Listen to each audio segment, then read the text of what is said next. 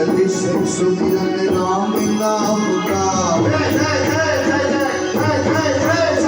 चले सुमिरन राम नाम का, कैलाशी काशी वाला ओम नमः शिवाय, हरि ओम नमः शिवाय, ओम नमः शिवाय, हरि ओम नमः शिवाय, ओम नमः शिवाय, ओम नमः शिवाय, ओम नमः शिवाय, हरि ओम नमः शिवाय, ओम नमः शिवाय, ओम नमः शिवाय, बोलो ओम नमः शिवाय, हरि ओम नमः शिवाय।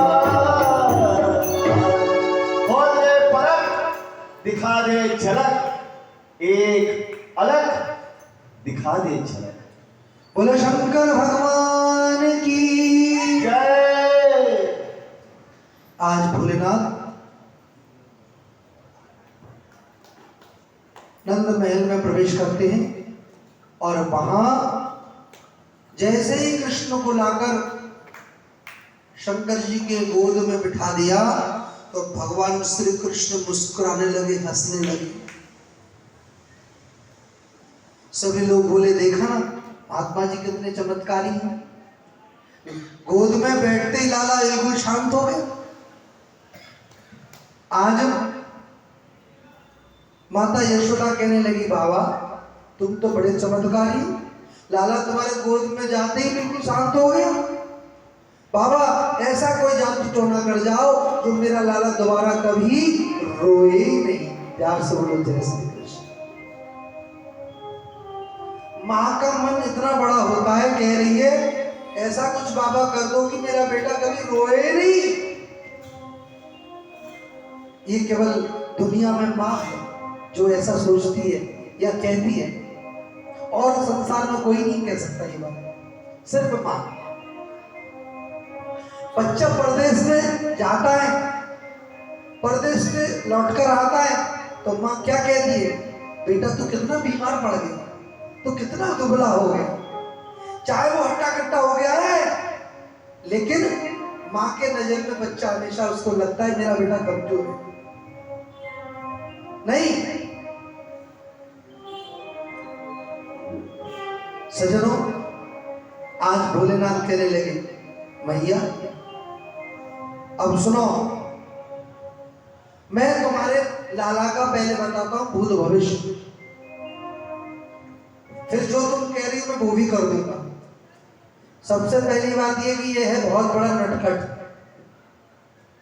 और तुम्हारे लाला को कोई एक बहू संभाल नहीं पाएगी, इसके हजारों ब्याह होंगे। प्यार से बोलो जय श्री जय श्री कृष्ण।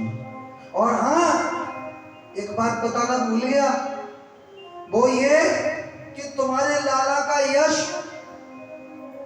इतना रहेगा, इतना होगा, कितना, बोले जब तक सूरज चांद रहेंगे तुम्हारे लाला का नाम रहेगा। और अभी जो तुमने कही ना कि ऐसा कोई टोटका बता दो जो लाला कभी रोए नहीं, तो वो टोटका ये है, अपने आंगन में जहां तुम्हारा लाला नहाता है उस जगह जहां से वो जल निकलता है वहां एक शिवलिंग की स्थापना कर देना। प्यार से बोलो जय श्री कृष्ण। जय श्री कृष्ण। भोलेनाथ अपने बारे में कह रहे कि ठाकुर जी के चरण का जल मेरे मस्तक पे आता रहे तो फिर तुम्हारा लाला कभी रोएगा नहीं।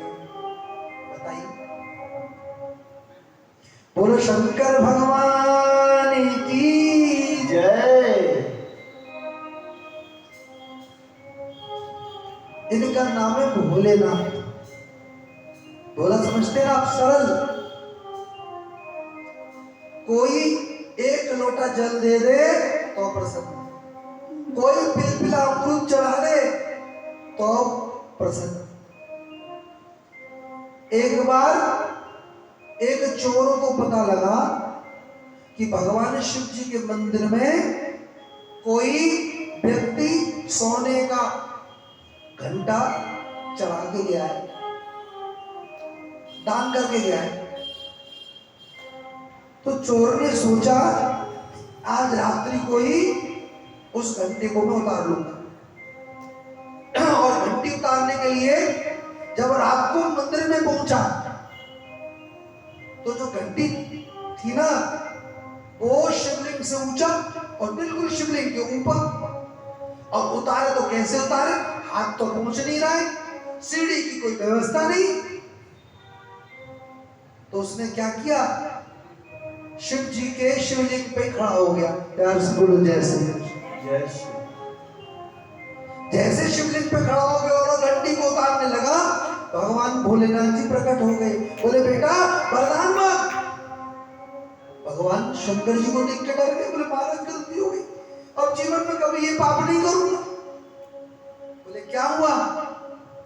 अरे दुनिया के लोग मेरे ऊपर आके बेलपत्र चढ़ाता है, जल चढ़ाता है, एक तू अनोखा भगत है जिसने अपने पूरे शरीर को मेरे ऊपर चढ़ा दिया। शंकर जी सोचने लगे घंटी बजाने के लिए हाथ ऊंचा करता है, कहते तू मुझसे वरदान मांग। बोले प्रभु वरदान क्या मांगू, मुझे जिंदा छोड़ दो, इतनी बड़ी गलती करी मैं। भोलेनाथ के दर्शन हो गए बताइए। तो भोलेनाथ इतने सरल हैं, वो तो चोर का भी उद्धार कर देते। एक वृकासुर नाम का राक्षस था। अभी हम परसों के दिन कथा सुनेंगे। एक सूचना मैं आप लोगों को दे दूं,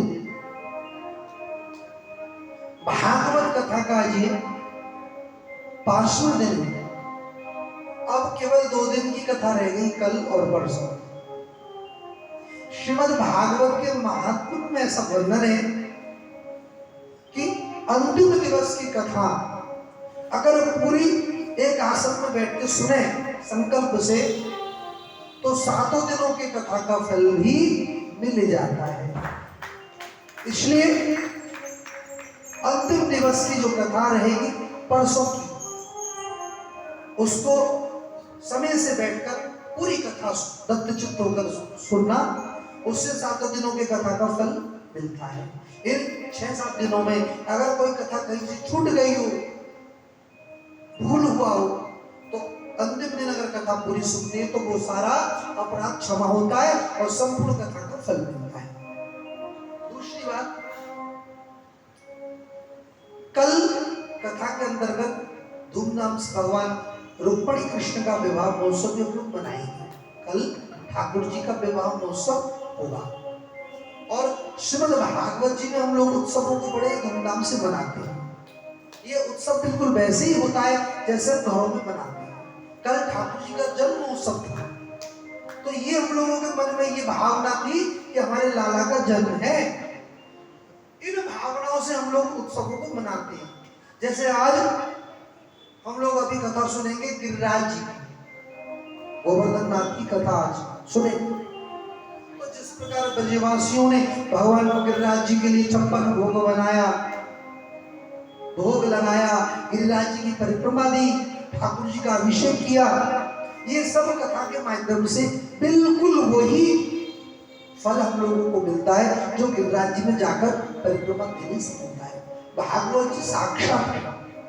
मैं पहले दिन भागवत के महात्म्य में आपको भागवत जी का परिचय बताया कि आप किसी भी मन से भागवत जी के चरणों में बैठिए, आपकी वो मनोकामना जरूर पूरी होगी, भागवत जी करेगी। आइए अब हम अपने प्रसंग को आगे बढ़ाते हैं। बोले शंकर भगवान की जय। भगवान श्री कृष्ण आज थोड़े बड़े हुए।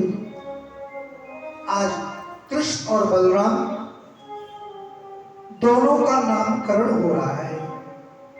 मथुरा से गर्गाचार्य जी यादवों के कुलगुरु आज नामकरण करने के लिए आए। सबसे पहले बड़े भाई का नामकरण। कौन है बड़े भाई?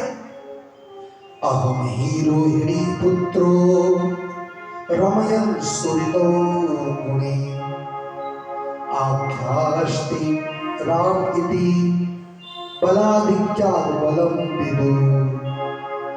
बोले माँ ये जो तुम्हारा बड़ा बेटा है ना, इसका नाम है राम, बलराम, रोहिणी का पुत्र है। और हाँ, अगर इसने कभी किसी को मजाक में भी एक मुक्का मार दिया ना, तो उसका राम नाम सत्य हो जाएगा। बलवान बलराम इसका नाम है। अब दूसरे पुत्र का नामकरण हो रहा है, क्या है? आसंपर्णास्त्रयो यश गृहीतोऽनुयुगं तनु शुक्ल रक्तस्तथा पीतः इदानीं कृष्ण गतः। ये तुम्हारे छोटे बेटे का नाम है कृष्ण। कृष्ण का मतलब होता है लोगों को अपनी ओर आकृष्ट करना। एक बार जो लोग वृंदावन आते हैं